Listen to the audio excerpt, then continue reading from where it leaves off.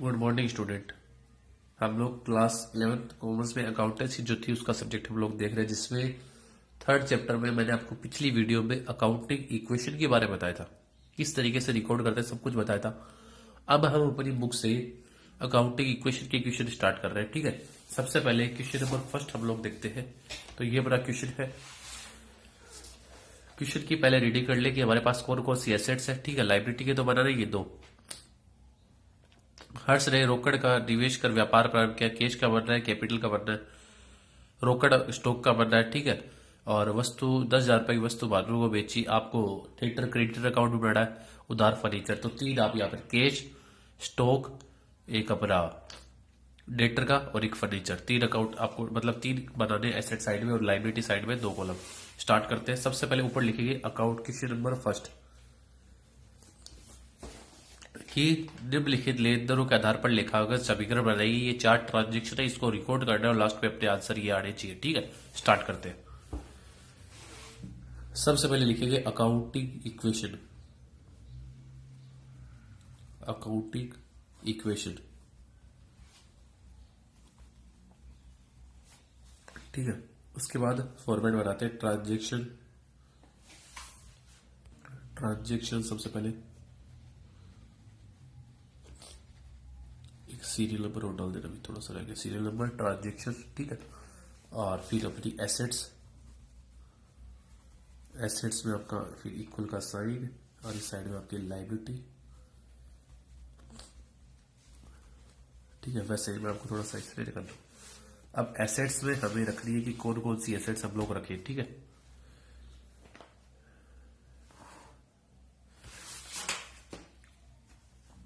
एक तो अपने पास है कैश, ठीक, प्लस का सिंबल, डेटर, स्टॉक और फर्नीचर। ठीक है, इक्वल। लाइबिलिटी साइड में एक तो कैपिटल प्लस क्रेडिटर। ठीक है, स्टार्ट करते हैं इसको।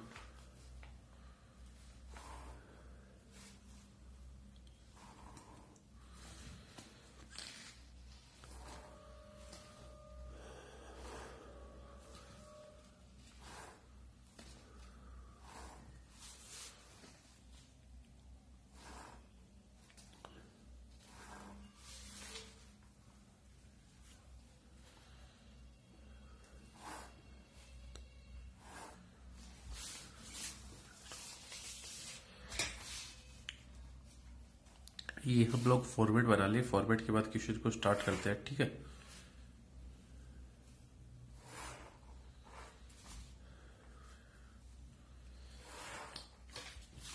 ये फॉर्मेट बन चुका है रेडी। अपना स्टार्ट करते हैं। सबसे पहले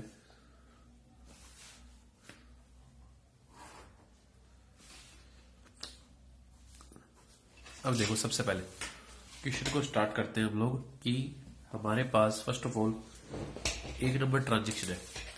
हर्ष ने रोकड़ का निवेश कर व्यापार प्रारंभ किया। हर्ष ने रोकड़ का निवेश कर व्यापार प्रारंभ किया। तो सबसे पहले लिखो, एक नंबर ट्रांजेक्शन का नाम लिखो कि business started with cash. Business started with cash. Cash लगाकर व्यापार प्रारंभ किया। ठीक है, कितने की? 2 लाख रुपए। कैश में लिख दो 2 लाख रुपए। ठीक, क्या लगाए? कैपिटल लगा के। ठीक है, फर्स्ट वाले में लिख दो, चाहे कोई दिक्कत नहीं आपको। कैपिटल, उसका सिंबल। डेटर में कुछ नहीं है, स्टॉक अपना नहीं है, फर्नीचर नहीं है और ना ही क्रेडिट है। ठीक है, वैसे प्लस वाला काम आपको केवल न्यू इक्वेशन में करना है। ठीक है, लेकिन फर्स्ट वाले में कोई दिक्कत नहीं आती, सेम रिकॉर्ड कर दिया। ठीक, फिर लाइट रो करेंगे। नीचे आपको लिखना है equation, new equation. New equation 2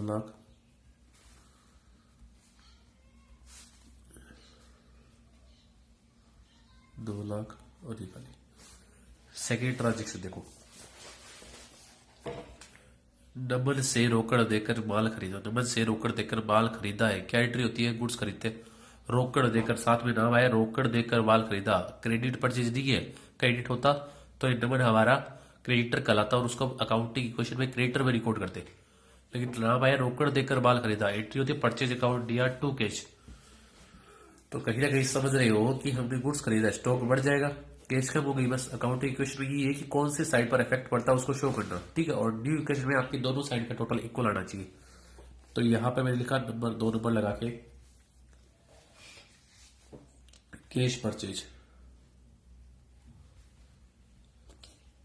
cash purchase कितने का माल खरीदा आपने? 40,000 रुपये का। जब 40,000 का माल खरीदा है तो कैश अपनी कितनी कम होगी? 40,000 अपनी कैश कम होगी, ठीक है। और स्टॉक अपना बढ़ेगा 40,000 से, ये 40,000 से अपना स्टॉक बढ़ जाएगा। बाकी फर्नीचर पर और कैपिटल पर कोई फर्क नहीं पड़ने वाला, ठीक है। अब जो भी डेटा फैक्ट निकल के आता है उसको न्यू इक्वेशन में हम लोग शो करेंगे क्या रिजल्ट इसका निकल के आ रहा है, ठीक है।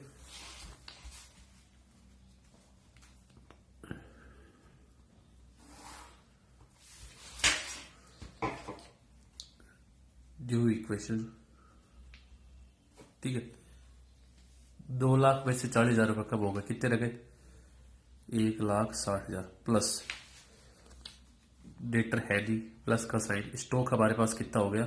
40,000 का, ठीक है। और फर्नीचर है नहीं, इक्वल का साइन, कैपिटल 2 लाख की 2 लाख, प्लस क्रेडिटर है नहीं। इधर हमारे पास एसेट्स है, एक तो कैश बची है 1,60,000, स्टॉक है अपने पास 40,000, कैपिटल एज इट इज है, ठीक है। अब चलते हैं थर्ड ट्रांजेक्शन में। 10,000 रुपए की मूल्य की वस्तुएं भानु को बेची, रोकड़ का नाम ही नहीं है, भानु को बेची, एंट्री होती है डेटर अकाउंट यार, भानु अकाउंट। भानु हमारा कौन है? देनदार है, जिस व्यक्ति को उधार माल बेचते हैं वो व्यक्ति हमारा देनदार कहलाता है। तो भानु अकाउंट यार टू सेल्स, तो भानु डेटर है। भानु क्या दे रहे? गुड्स बेच रहे हैं तो गुड्स कम होगा और डेटर हमारे बढ़ जाएंगे। तो यहां पर goods sold to Bhanu, goods sold to Bhanu on credit basis, ये लिख देना, ठीक है। कितने रुपए का माल बेचा हमने? 12,000 का। कैश आ रही है क्या? नहीं आ रही, क्योंकि उधार बेचा है। डेटर कितने बढ़ गए? 12,000 से। और स्टॉक अपना, एक सेकंड रुकना भाई, 10,000 वस्तु के मूल्य का माल भानु को बेचा 12,000 में। सुनना भाई, 10 का माल 12 में बेच रहे, मैंने आपको ट्रांजेक्शन में बताया था। स्टॉक कितना अपना डेटर से कितने रुपए लेंगे? डेटर से तो 12,000 ही लेगी ना, ठीक है।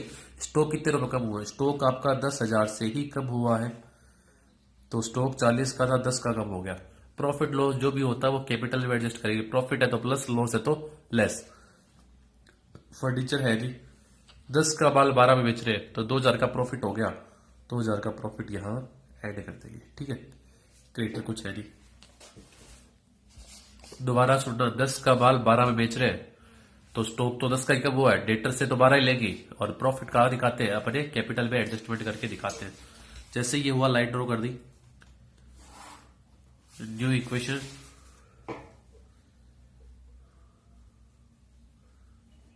न्यू इक्वेशन 1,60,000 प्लस डेटर बच गए 12,000 और स्टॉक 40 में से 10 कम हो गए, कितने रह गए? 30,000। फर्नीचर है नहीं, इक्वल का साइन, कैपिटल आपकी हो गई 2,02,000 प्लस क्रेडिटर है नहीं, ठीक है। नेक्स्ट देखो, लास्ट ट्रांजेक्शन है, उधार फर्नीचर खरीदा। फर्नीचर खरीदते क्या एंट्री होती है? उधार फर्नीचर खरीदा, उधार फर्नीचर खरीदा है तो अब देखो, उधार फर्नीचर हमने खरीदा तो यहां पर पहले लिख देंगे फर्नीचर परचेज ऑन क्रेडिट, ठीक है। फर्नीचर उधार खरीद रहे, कैश पर कोई फर्क नहीं पड़ रहा, डेटर पर कोई फर्क नहीं पड़ेगा, स्टॉक पर कोई फर्क नहीं पड़ेगा, ठीक है। फर्नीचर हमारी एसेट्स, यहां से कितने का खरीदा है? 7,000 का, वो 7,000 रिकॉर्ड कर देगी। और आपकी लाइबिलिटी बढ़ चुकी है, आपके क्रेडिटर बढ़ चुके हैं, तो यहाँ डैश लगाया और यहाँ 7,000 रिकॉर्ड कर देंगे, ठीक है। नेट इफेक्ट इसका देखते क्या निकल के आता है। कि अपना क्वेश्चन लगभग कंप्लीट हो चुका है। जहां क्वेश्चन कंप्लीट हो जाता है लास्ट में आपको न्यू इक्वेशन ना लिख के क्या लिख रहा है? फाइनल इक्वेशन लिख रहा है।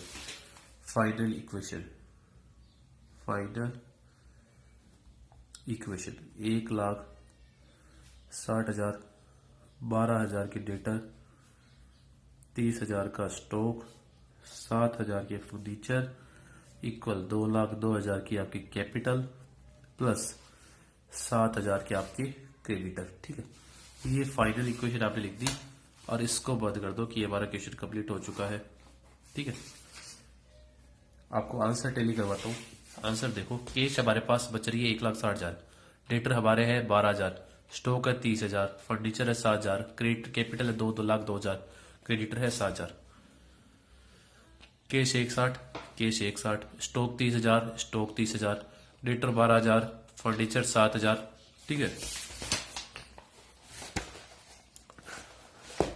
टोटल अपना आ रहा है 2,09,000 एसेट साइड का। कि इस सब का टोटल जो है वो कितना आ रहा है, 2,09,000 बराबर।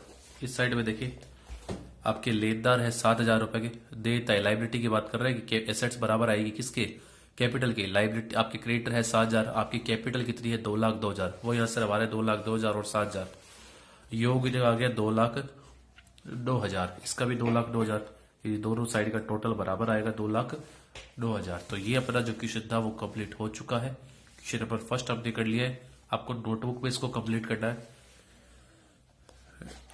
कल का आपका जो होमवर्क है वो सुन लो। आपको क्वेश्चन नंबर सेकंड जो है अकाउंटिंग क्वेश्चन वाला, ये आपको करना है। ठीक है, बता दो कैसे करना है, फॉर्मेट आपको सब रखा है। कुणाल ने 2,50,000 रुपए नकद लगाकर व्यापार प्रारंभ किया, कैश लगाकर व्यापार प्रारंभ किया। कैश का बैलेंस बढ़ा देना, इधर कैपिटल का बढ़ा देना। ठीक है, नकद फर्नीचर खरीदा, कैश कब हो जाएगी और फर्नीचर का बैलेंस बढ़ जाएगा, एसेट साइड पर इफेक्ट पड़ेगा 35,000 रुपए से।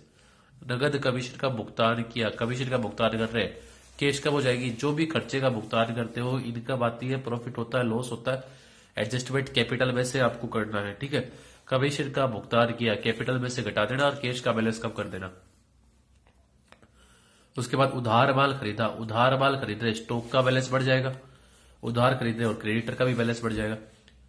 20,000 रुपए मूल्य की वस्तु नकद बेची, नकद माल बेच रहे, कैश का बैलेंस बढ़ जाएगा और अपनी स्टॉक जो है वस्तु की मूल्य की वस्तु नकद बेची और स्टॉक अपना 20,000 से 20,000 कितने बेच रहे, 26,000 में। हाँ रुकना भी, नगद बेच रहे, कैश आएगी 26,000, कैश में तो बढ़ जाएगी 26,000, स्टॉक कम हो जाएगा 20,000 से और 6,000 का जो प्रॉफिट है वो कहाँ दिखाएंगे, कैपिटल में हम लोग दिखाएंगे और लास्ट में आपके आंसर आने चाहिए। ठीक है, तो ये क्वेश्चन आपको खुद को करना है। नेक्स्ट वीडियो में हम क्वेश्चन नंबर 3 करेंगे। Thank you.